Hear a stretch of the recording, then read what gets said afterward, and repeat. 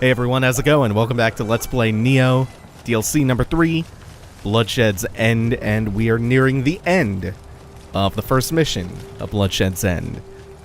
I wonder, I think this might destroy the explosive barrel, but that doesn't actually matter too much. Yeah. The backstab reached some of the backstabs, like maybe the Odachi one wouldn't trigger that, but the slightly more advancing animation of the Kusarigama backstab did it. It's not much of a big deal though. We also have the, not Namahage, Nurikabe. There we go. We also have the Nurikabe back here. There's no hint around I could see about which behavior he prefers, so always be ready for a fight when you go into those blind. And from that, we get the Mountain Fort key, which we could have gotten from behind. I don't know if I've ever shown off that if you loop around a Nurikabe, if you have the opportunity to, and get around to their back. Not all of them have that option, but if you can, there's a seal on the back of the Nurikabes, which you can rip off. And that is an alternate way of dealing with those without having to fight them. But sometimes Nurikabes lead to dead ends, so that's not an option. This is one of those cases where you totally can get around to the other side of it, though. And before we drop on top of this Brave, I think, yeah, he has a dude kneeling next to him. So I'd rather not plunging attack him. He didn't even notice. Cool. What a dumbass. I would rather not drop on top of him and then immediately start getting comboed by another dude. Because that gives this guy the opening that he wants to hit me with that big slow axe. Okay. I didn't know if he was buffing himself or trying... What the hell? Or trying to sloth me. That scared the bejesus out of me. And, as always, I adore this combo on humanoid enemies. That chain pull, tangle strike, finishing blow. They can block it, but they rarely do, and they can sidestep it sometimes. There is one enemy who can punish that very, very badly. We'll see in a little while. So I don't want to go down there yet.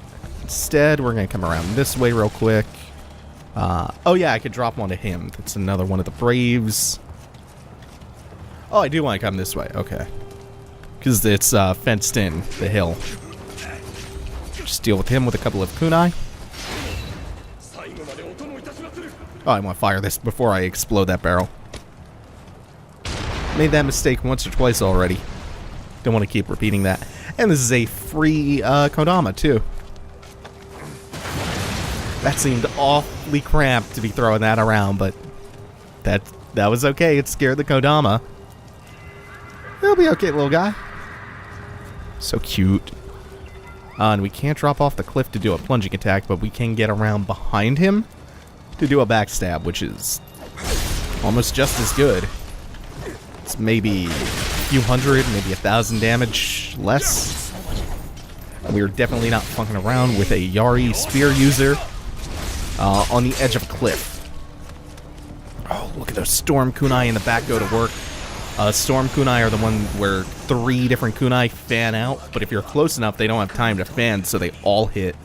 And if they're all hitting his backstabs, it's beautiful damage.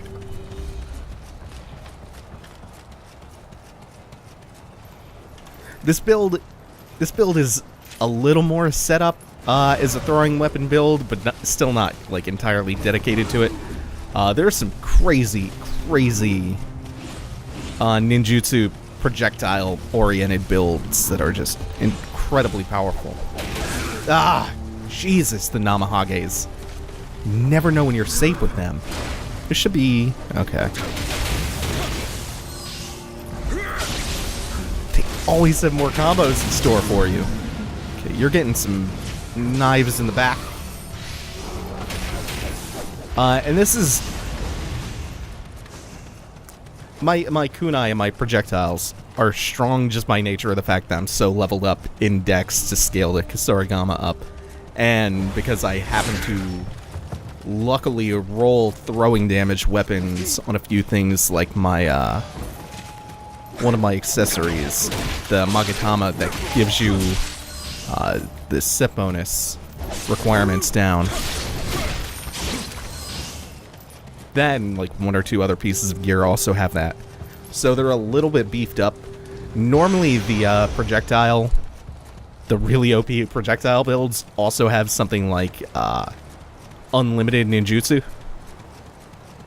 which is not quite what it sounds like. It doesn't let you use things unlimited numbers of times.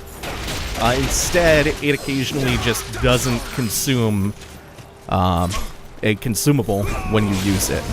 Also, this is that other new Kusarigama ability, that new crowd control skill. It's pretty wild. It just flails both ends of the Kusarigama around at once.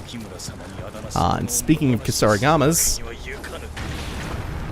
this dude is really, really dangerous, especially with that pit. So we're gonna back him up. Oh, I was scared for a second that that went straight over his head because of the elevation difference.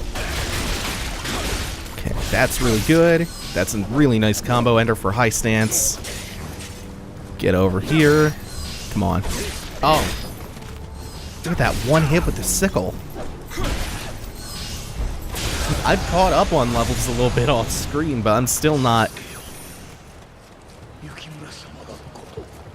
entirely caught up, so the health is still a little precariously low. And because I'm rocking a agility still, I cannot take a hit. I'm still a relative glass cannon.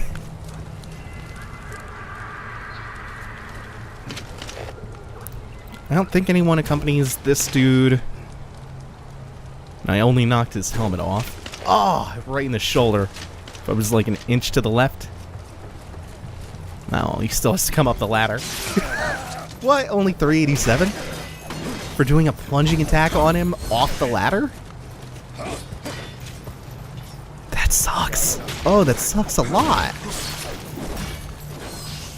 Okay, why are you so scary?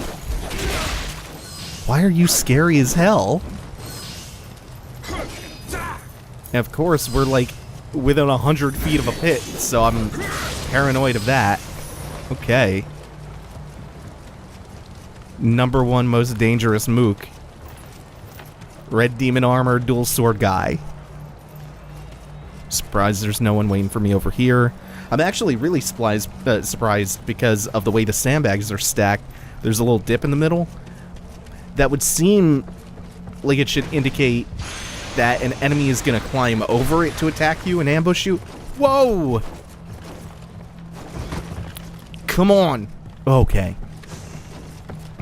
I really thought I was getting stuck in there. Damn, Nioh. And this is a surprisingly non-threatening ambush. What Nioh loves to do is behind these destructible doors, they really, really favor putting a Namahage or something really beastly behind there.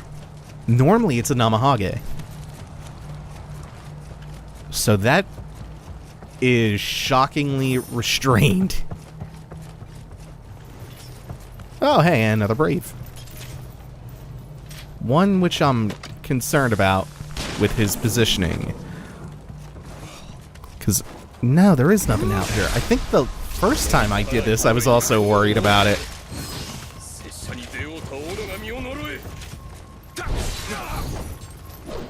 Could be a lot of red herrings just to get you to drop your guard the next time they have a situation like that set up. Ooh, ooh, ooh, ooh. How did I get through that without damage? Thank you, A agility. And all those good iframes. You're gonna have to do something sometime. Uh-oh. Oh! Luckily he did nothing to punish that. Told you they could sidestep it sometimes.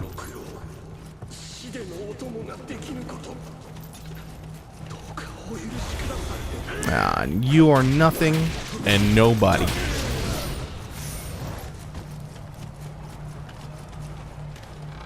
So once we're finished opening stuff... Wow!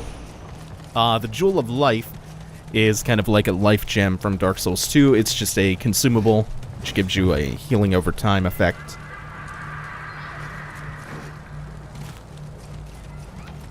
It's a lot of divine stuff from that one chest.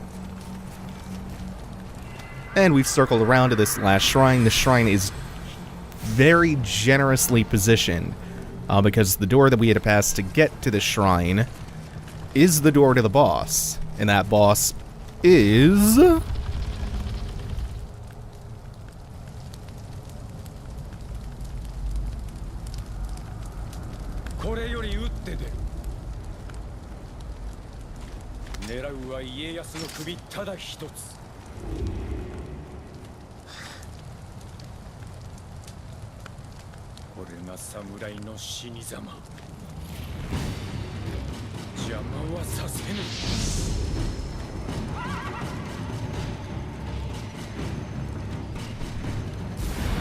Sonata motherfucking Yukimura one more again.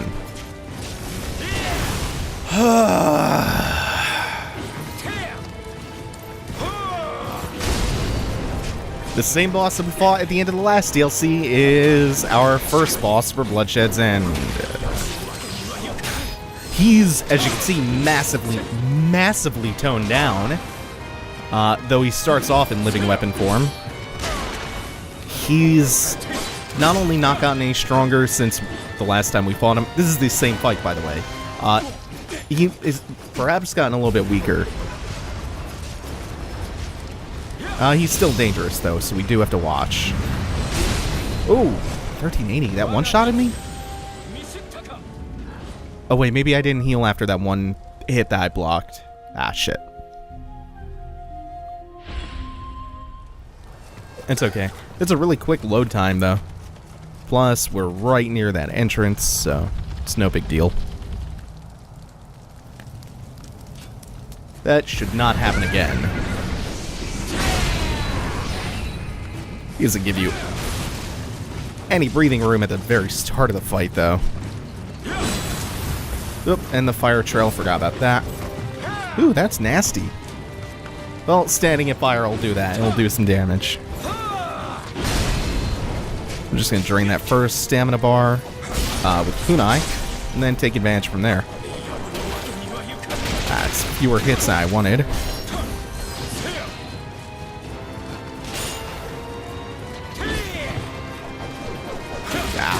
Oh, good.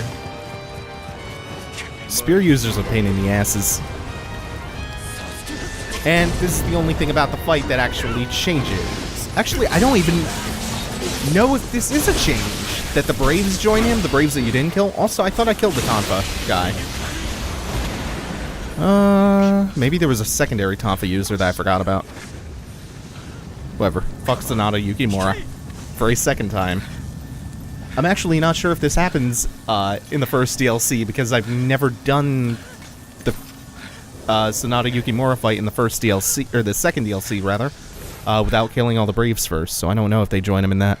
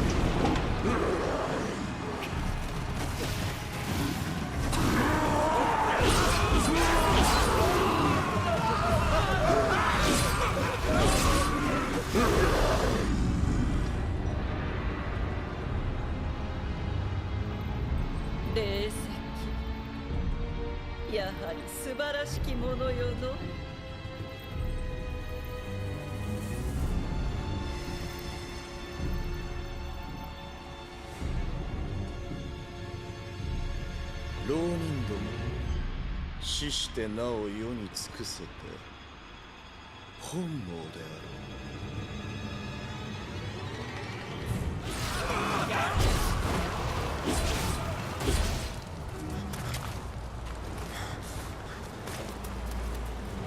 淀君はすでに霊石を。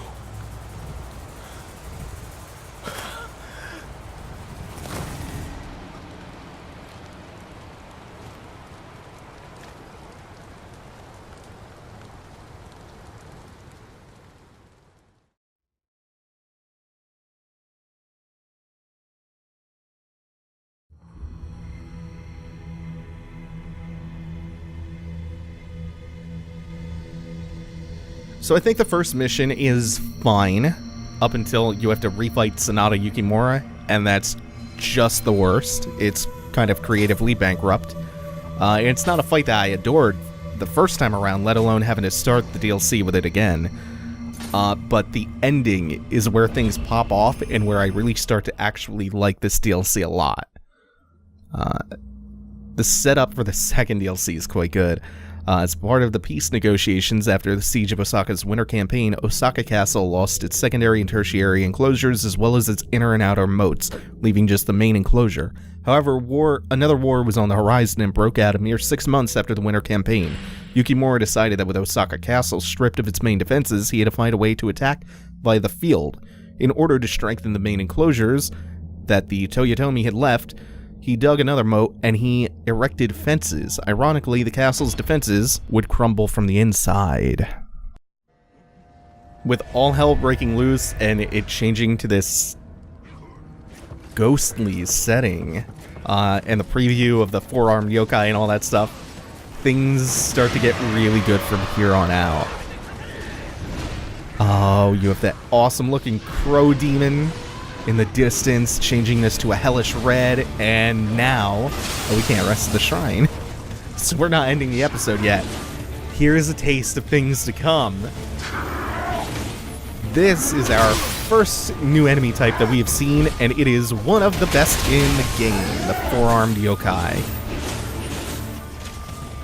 To be very careful about it, because its damage output is obviously goddamn enormous. And it combos like the Namahages, but faster. Faster, more deadly Namahages. Oh, can't let him get that thrust attack in. Okay. That's a pretty good preview of things to come. This mission kicks ass, by the way. That's gonna do it for now. Thanks for watching, everyone. Take it easy. Have a good one.